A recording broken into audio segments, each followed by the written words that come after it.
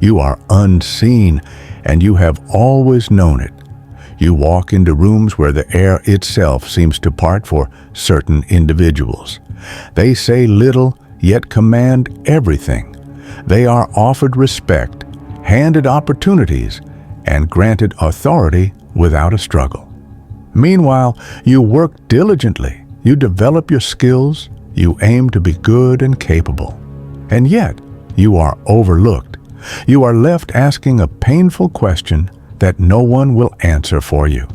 Here is the reality you were never supposed to learn. Power does not respond to merit or virtue. It only responds to leverage. You have been attempting to build relationships with the influential by being pleasant and helpful. But those at the top do not need more companions. They require tools. They require affirmation. They require allies for defense. To access the circles where true influence is wielded, you must extinguish the part of you that craves approval. You must cease waiting for an invitation to the table. Over 5 centuries ago, Niccolo Machiavelli composed The Prince. It was not a text for villains, but a stark map of human nature. He saw that our core drivers are self-preservation, apprehension, and pride. To disregard this is to remain a pawn. To understand it is to become the player. In the next several minutes, we will dismantle every polite myth you've been told about professional relationships. We will navigate Machiavelli's 13 immutable principles of strategic alliance. These are not suggestions. They are frameworks for influence. By the conclusion, you will not gaze upon a person of stature and see a superior. You will see a system of locks, and you will possess the master key. But consider this. Once you perceive the mechanics, you can never return to being an instrument. Most fail because they approach authority with an open palm, hoping for charity. They believe connection is about authenticity. That is an illusion. Authenticity is a privilege secured by those who already hold sway. For the ascendant, connection is deliberate calibration. It is the art of presenting precisely the persona the other requires to see, until you are so integral to their operations that removal is unthinkable. But can this be done without moral compromise? How can you navigate the perceptions of the elite without becoming a mere flatterer? The answer lies in a psychological principle known as the vacuum. But to grasp the vacuum, you must first comprehend the 13 laws. Let's begin. Law 1. Never eclipse the source. Your primary error is the impulse to dazzle. You encounter someone significant, and your ambition seizes control. You wish to demonstrate intellect, capability, knowledge. You assume this garners esteem. It does not. It fosters envy. Influential individuals are often the most vulnerable.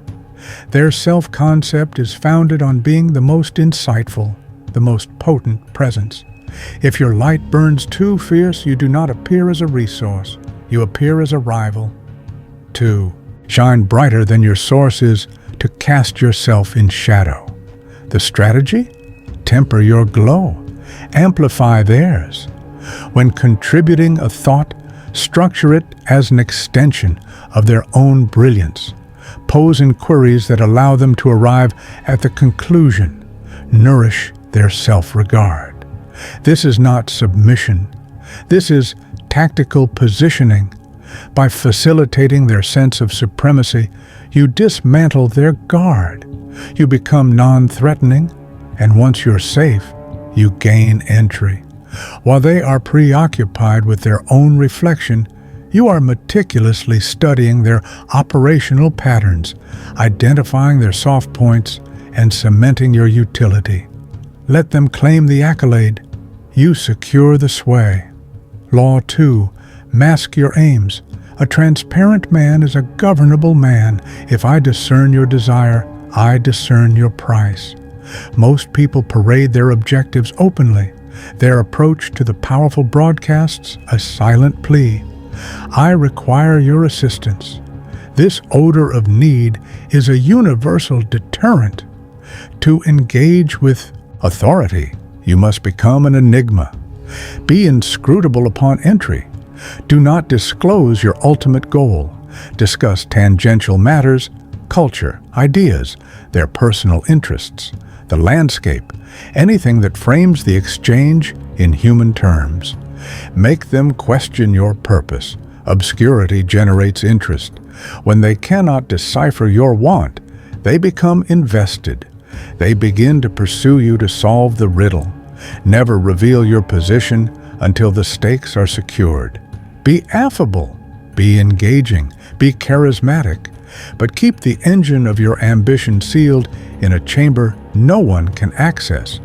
The less they comprehend your motives, the greater your authority in any dialogue. Law 3. Engage ambition, not altruism. This is the juncture where the agreeable are left behind. You require an advantage, guidance, or capital. So you appeal to a powerful figure with a narrative of hardship. You speak of your trials, your worthiness, your need for a single chance. You appeal to their compassion, their decency, and they may offer a sympathetic smile. They may agree verbally, yet they will take no action. Why? Because compassion is a tax. The influential are besieged by petitioners. If they aided every deserving soul, they would be depleted. In the context of connection, this translates, it is more effective to be essential than to be endearing. Do not request a gift. Propose an exchange, but frame the exchange as a collaborative venture. Identify their unspoken need. Do they have an opponent they wish to neutralize? A persistent operational failure?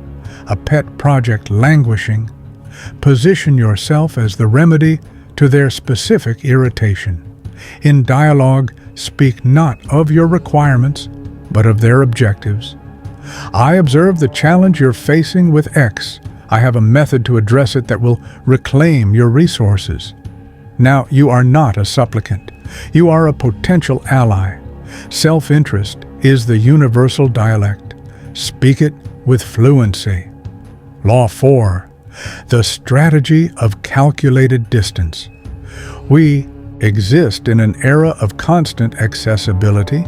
You reply immediately. You accept every invitation. You are perpetually present. You believe this signals commitment. It actually signals low worth. The principle of scarcity applies to human attention. If you're always attainable, you are ordinary. Ordinary things hold little value. The powerful respect time above all, as it is the one commodity they cannot purchase more of. If you give yours away without limit, you declare it worthless. You must learn to recede. Be intensely present and focused when you are there. Make them feel uniquely attended to, and then vanish. Do not respond on the first attempt. Do not have immediate availability. Possess a purpose, a schedule that does not orbit theirs. This achieves two things. First, it demonstrates you are a person of substance with competing priorities.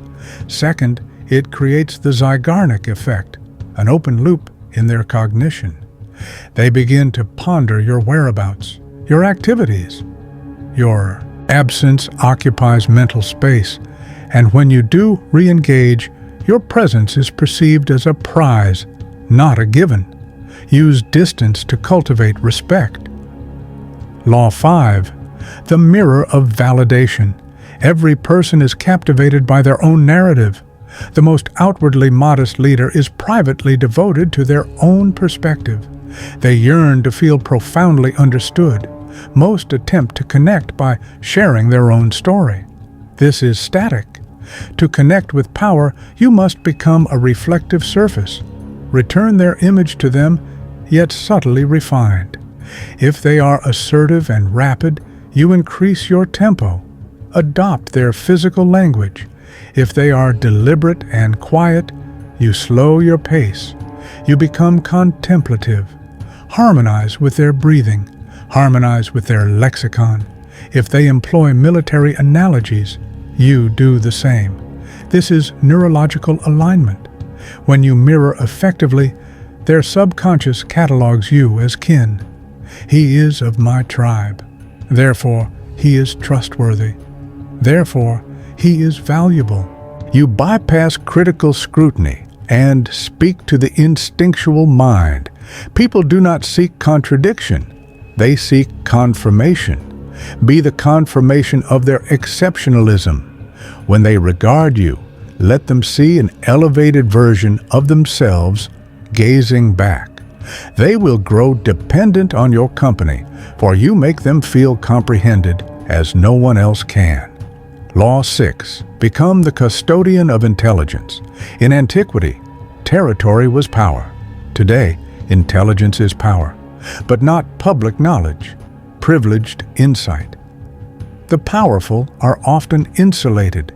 They are surrounded by assenters who echo what they wish to hear. They are starved for ground truth, for unfiltered signals from the field. If you can be the conduit who delivers valuable, raw intelligence, you become irreplaceable. You become their sensory apparatus. Have you heard about the competitor's upcoming move? I've identified a vulnerability in the protocol no one is discussing. Do not be a rumor monger. Be an analyst. Curate information that safeguards them or provides an advantage. When you trade in secrets, you elevate your standing. You're no longer an outsider, you're a confidant. And no bond is stronger than one forged in confidentiality. A critical warning: never disclose all your sources. Maintain exclusivity over your information pipeline. If they can access the intelligence without you, your value evaporates. Conceal the origin. Deliver the insight. Law 7. The principle of the shared opposition. Nothing unites two people more swiftly than a common adversary. Sociologists term this in-group, out-group bias. We bond with those who despise what we despise. To connect with a powerful person, discover what they hold in contempt. Do they detest incompetence, bureaucratic inertia, a specific rival or ideology? Align with that disdain. Validate their exasperation. The pervasive mediocrity in this sector is astonishing, just as you've said. When you validate their enemies, you validate their narrative of struggle. You are stating, I see the obstacle you face, and I am here to arm you. Avoid pure negativity. Frame it as a shared, righteous crusade. We are the few who perceive the decay. This fosters an us versus the world dynamic. In the trenches of that shared conflict, profound allegiance is formed. Law 8. Serve their aspirational self. Machiavelli understood that people inhabit a fantasy of who they believe themselves to be. The cutthroat executive wishes to see himself as a nurturing guide. The erratic creator wishes to see herself as a structured genius. Your role is to identify that aspirational self and perform the supporting part. If they wish to be the mentor, become the dedicated protege. Solicit their guidance. Permit them to teach. If they wish to be the revolutionary, become the loyal lieutenant. Do not force a confrontation with their reality. Reality is discomforting.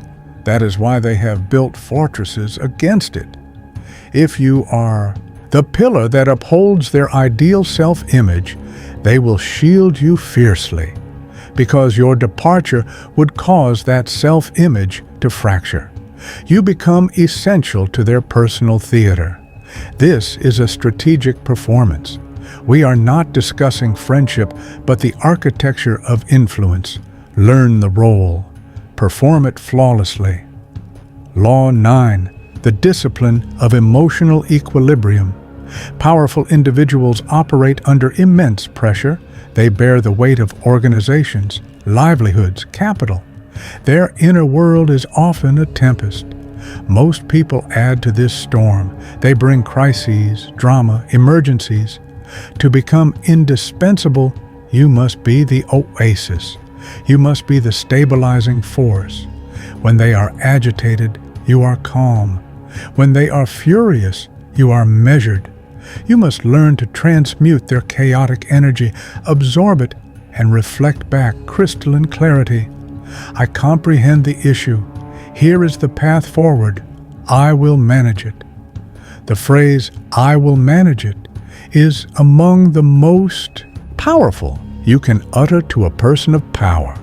You are lifting a burden. You become a sanctuary. They will begin to crave interactions with you, not solely for business, but for the state of mind you induce. You make them feel secure and in command. In a world of frenzy, be the stillness. If you can lower their stress, you increase your worth. Law 10. Embrace fluidity. Machiavelli admired the fox for its adaptability. In influence, you cannot possess a rigid identity. You must be malleable to the context. Some scenarios demand assertiveness, others require deference. Some days you lead, other days you follow. Do not cling to a single self-concept. If you insist on a fixed, authentic self, you will collide with those whose mold does not match yours. Fluidity is defense. If you have no fixed form, you cannot be struck. You can flow into any required shape. Adapt to the cultural environment of the person you wish to reach. If they are traditional, dress formally. If they are casual, dress informally. Remove all friction. Make assimilation into their world effortless. The perfect agent is indistinguishable from the native. Blend in utterly, so you may emerge decisively when it counts. Law 11. Engineer essential dependence. This is the ultimate strategic objective. Make yourself necessary to those above you. If you can be replaced by a job advertisement, your position is precarious. You must weave the threads of your competence into the tapestry of their success. Identify a critical, tedious, or complex function they loathe and master it. Assume control of a vital relationship only you can maintain. Become the sole operator of a key system. Become the bridge to something they deeply desire. If you are the bridge, it cannot be destroyed. Do not fully document your methods. Maintain an element of unique, opaque skill. The more they rely on you for stability or success, the greater your latent authority. The goal is a symbiotic entanglement. You want them to lie awake and think, "What would I do if they were gone?" Once that thought is embedded, you hold significant leverage. You are no longer just a resource, you are an organ, and one does not casually remove a vital organ. Law 12. Architect the choices. The most influential person is not the loudest. It is the one who designed the menu. When presenting options, never offer an overwhelming array that induces paralysis. Curate the selections. We have Path A, which carries risk X, or Path B, which secures gain Y. Structure the decision matrix so your preferred outcome emerges as the most rational. This is the illusion of agency. You allow them to make the final call so they feel sovereign. But you have constructed the roads they may travel. By controlling the framework of the discussion, you steer the conclusion. Never pose vague, open questions like, "What should we do?" That is abdication. Say, "After analysis, I recommend these 3 avenues." The second is most robust. What is your decision? You have done the labor. They grant the sanction. You are the strategist. They are the authority. Law 13. sovereign self-reliance. Here we reach the final paramount law, the paradox that enables all others. To connect with the powerful, you must not require them. If your sense of worth hinges on their validation, they will detect it. They will sense the hunger and categorize you as an admirer. Genuine authority recognizes its own. You must cultivate radical internal sovereignty. You must possess your own domain, however modest, your own code, your own vision. You must be prepared to walk away from any table. The party willing to depart holds all negotiating power. When you sit opposite someone of immense stature, you must know in your core that your destiny is separate. You are not there to extract. You are there to collaborate. This internal shift alters everything. Your posture changes. Your gaze steadies. You become substantively solid. And that solidity is irresistible. Powerful people are surrounded by flexibility, by those who bend to their will. Encountering someone who is anchored, who respects but does not revere them, is a rare fascination. Be the unshakable foundation. Be the ruler of your own inner kingdom. Connect from a place of abundance, not deficit. Pause. Let these principles resonate. I know the objection forming in your mind. This feels mercenary. It feels calculated. It is. But observe the world you inhabit. Examine the hierarchies within your industry, your institutions. Do you believe they were erected on kindness and total honesty? Or were they forged through strategic understanding, leverage, and a clear-eyed view of human drivers? You face a choice. You can preserve your innocence. You can cling to the ideal of a just world. You can remain a passenger, critiquing the driver's route. Or you can take the wheel. Machiavelli was not malevolent. He was clear-sighted. He stared into the depths of collective behavior and refused to look away. He saw we are motivated by fear, by pride, by the need for security. To apply these frameworks is not to exploit others. It is to understand them with greater depth than they may understand themselves. It is to communicate with their underlying motivations, not merely their presented facade. When you implement these laws, the dynamic transforms immediately. You cease to be invisible. You stop searching for a patron and become the architect. You realize the powerful are merely individuals who learned the rules of the game before you did. And they are waiting for someone with genuine understanding, someone who perceives the board clearly to enter the room. That person is you. The 13 laws are not constraints. They are accesses. But possessing the access is futile without the will to turn it. This level of strategic understanding is not a finish line. It is a continual practice. The world is engineered to lull you back into compliance, to return you to the herd. If you refuse that sedation, if you're ready to hone your perception until it slices through illusion, then decide now. Do not merely watch and agree. Click the like button and subscribe to the channel, The Symbolic Life, not just to support us, but to formalize a contract with yourself, to signal that you are finished being a spectator. Welcome to the inner circle.